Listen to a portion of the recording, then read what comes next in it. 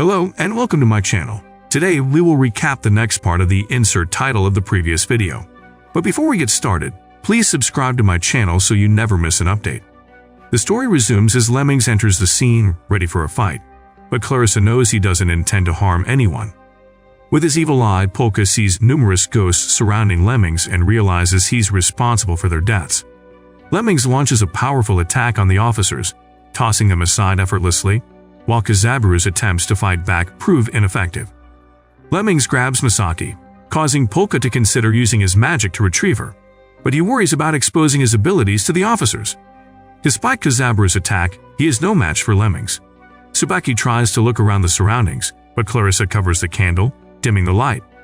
Polka saves Misaki with his skeletal arms, suggesting they escape, while Tsubaki uses the flashlight on his phone, enabling him to see the skeletal arm. Lemmings advances at Polka, who returns the attack with his magic to subdue him. However, Polka's attacks fail to land, as Lemmings can see clearly in the dark. Lemmings break the skeletal arm, releasing Misaki and causing her to panic. To everyone's surprise, he whispers something to her, and they start conversing casually. Misaki attempts to paralyze Lemmings with her saliva and stabs his leg with a fork, leaving him weak. Drawing power from the souls haunting Lemmings, Polka uses the mana to cast a spell. He summons his colossal skeleton to attack Lemmings, forcing him to flee. Following the encounter, Lemmings informs his boss, Kozaburou, that Polka is still alive. Polka expresses gratitude to Misaki for her assistance, and Misaki replies that he would have done the same. Upon returning home, Polka shares his desire to understand and learn more about their world. To accomplish this, Polka decides to establish a business using his magical abilities to generate income. He impresses his friends by demonstrating how he can make a soul possess a pen and write its ideas on paper. Displaying the business sign, Polka presents himself as a fortune teller, utilizing his power to have souls write future predictions and earn money from people. Initially, Takumi disapproves of the idea, but eventually agrees to participate. Takumi conducts research and provides valuable information about the clients to Polka, who also employs his evil eye to gather additional insights from the spirits. The earnings are divided among them all. Takumi tells Polka that a group of men has entered their room and reveals that Polka came from a wealthy family. The twins, Kazuki and Shizuki, greet the men and call Polka their uncle. Polka wants to trick them, so he covers his head and claims to be the corpse god, but the twins think he's strange and don't believe him. Kazuki believes Polka ran away because people around him manipulated him. Polka sits with them, wanting to try their fortune-telling, but they tell her to leave. Kazuki refuses to leave and insults them by calling them peasants. This leads to an argument with Takumi, but her bodyguards intervene because they suspect Takumi might be recording the conversation. Takumi continues to provoke her, but Polka stops him when he sees Kazuki about to cry. Polka hugs the twins, assuring them they have a future and promising to protect them. While hugging, Polka communicates with the spirit behind the twins, telling them not to worry. The spirit pleads with them to help the children. As they leave, Polka realizes that the spirit is not evil, but has become partially insane. Takumi provides information about the Shinoyama group and reveals that Polka is the second son of Rosen, who is the head of the family. If Rosen passes away, Polka could inherit a share of his wealth. Takumi speculates that someone ordered a hit on Polka because of this, assuming that a relative wants him dead. Takumi warns Polka that going home could be dangerous since he has decided to visit his family. Polka mentions his bodyguards from his past life and considers Misaki a suitable candidate for a bodyguard. On their way home, the twins meet Kozaburou, who asks about Polka. The twins inform him that Polka is returning home. Kozaburou looks forward to seeing him and cautions the twins to be careful, mentioning an accident that happened to their sister. This revelation suggests that the spirit following the twins is their deceased sister. Polka and Misaki visit the Shinoyama house, which is huge and magnificent in size. The twins welcome them, and they are greeted by Kozaburou, who inquires about Polka's companion. To his surprise, Misaki politely introduces herself, showing elite mannerisms. Later, the entire family settles for lunch in the dining room. Misaki creates a fake story of how she knows Polka, lying that he once saved her life. More information about the Shinoyama family is revealed in a flashback. Polka is the son of Rosen's second wife, and Kozaburou is his nephew. Takumi had warned Polka about Kozaburou, the president of the infamous Shinoyama security group. Polka tries to tell the shark toy on his shoulder that had read Polka's soul to know about the family. Suddenly, the 79-year-old Rosen enters the dining room, asserting and reminding everyone that he is the house boss. Takeru's wife Kiri says he shouldn't be walking around with his help. Polka immediately apologizes to his supposed father for running away from home. However, Rosen is simply happy that his son is back. He then invites Polka to his office. Rosen talks casually, making Polka think he is doing a good job pretending to be the real Polka. However, Rosen suddenly takes his sword out and asks Polka who he is, since the man resembles and sounds like Polka but isn't. Polka acts confused, but Rosen says that a father can never fail to recognize his son. Rosen asks if his real son is still alive. But suddenly Polka senses that something is wrong and the twins are in danger. Polka mentions that he has promised to protect the twins and has to leave, but he will tell them everything later. After he leaves, a mysterious girl in the room says to Rosen that he should have killed the imposter Polka. An explosion is heard in the distance, and a flashback cues in. Kazuki tells her sister Suzuka that she lost her favorite bag in the forest and wants it back. Suzuka smiles and decides to help her younger siblings as she leaves for the forest to find the bag. She finds the bag there and sees her cousins plotting against the twins. Suzuka rushes back to warn her siblings, but the cousins catch her sneaking on them and burn her to death. It is Suzuka's spirit that follows the twins, trying to protect them. The flashback ends with one of the guards taking the twins to save them from the fire caught in the house. The man claims to have a backdoor emergency tunnel to evacuate, but the spirit of Suzuka cries for help, not trusting the man.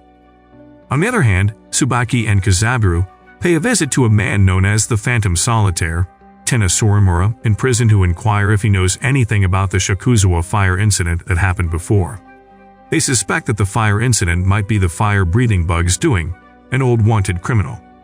They'd also generate the theory that the fire-breathing bug man disguises himself as someone else to gain trust and get close to his targets. Back at the mansion, Kazuki suspects the guard seems fishy and refuses to go through the tunnel he has been referring to. The man reveals his true intentions, and Suzuka tries to stop him, but she cannot. The man advances on the twins when Misaki heroically appears and kicks the man away. The man reveals his true face, taking the disguise mask off, and intends to kill the twins. Misaki instructs the twins to get away as quickly as possible. The man, revealed to be like a fire-breathing bug, uses his electric powers to set the room ablaze. The man then states that the twins can't escape the fire and leaves. Meanwhile, the twins hold each other and keep themselves low, remembering their sister and carrying the guilt that they sent her to the forest that night, which led to her death. The twins are ready to accept death as their fate in the as-fired roof almost falls on the twins. Polka comes in to save the day, using his skeletal arms to catch the fired roof. Polka reassures the twins that they don't have to feel guilty about her death since Suzuka is not mad at them. The cousin who had planned the murder of the twins is traveling in his car, assuming that the fire-breathing bug man has probably done his job to burn the twins. Suddenly, a bike stops next to his car, and the biker punches the cousin. Back at the incident, the fire-breathing man is disguised as a housemaid now and is shocked to see that the twins have survived the fire. He tries to run away, but Polka catches him and confronts him. Polka can see the spirits of the servants the man killed and stole faces from. Misaki arrives again and kicks the man, now making it a 2-versus-1 fight. The man claims that he can't be destroyed, just like bugs who keep coming back. The man launches another fire attack at them. While Polka tries to decide how much mana he would need to cross the fire safely, he notices another body's presence. It turns out to be Lemmings, who defeats the man but then hushes Polka and Misaki to stay quiet about the incident. He leaves the two baffled. The man is arrested by the police and is taken in the police car. He is devising a plan to escape when suddenly the real fire-breathing bug appears and threatens the man who was pretending to carry the title. The man starts going crazy and burns himself in the car, causing an explosion. A mysterious girl stands on the bridge, watching the scene and singing a lullaby. Lemmings meets Takeru and tells him that Polka reached the twins before he did. Takeru inquires more about the incident. At Rosen's place, Polka requests privacy to reveal his true identity as Corpse God. Corpse God Polka explains everything to Rosen about him being an otherworldly creature who reincarnated in Polka's dead body, which Misaki killed. Misaki says that Rosen can rightfully kill her, and she will gladly accept as he is a good man. Rosen notices the shark toy and recognizes it as Polka. happy to see his real soul happy. Rosen decides to help corpse god Polka and Misaki. He also forgives Misaki as she saves his grandchildren from the fire. The twins rush over to thank Misaki and Polka for saving them. Polka tells them that the credit goes to the fortune teller, corpse god, and a guardian angel that protects the twins. In the Tokyo police station, Tsubaki and Kozaburou tell the Phantom Solitaire Tina Surimura that the real fire-breathing bug burnt a patrol car and the man acting as his imposter.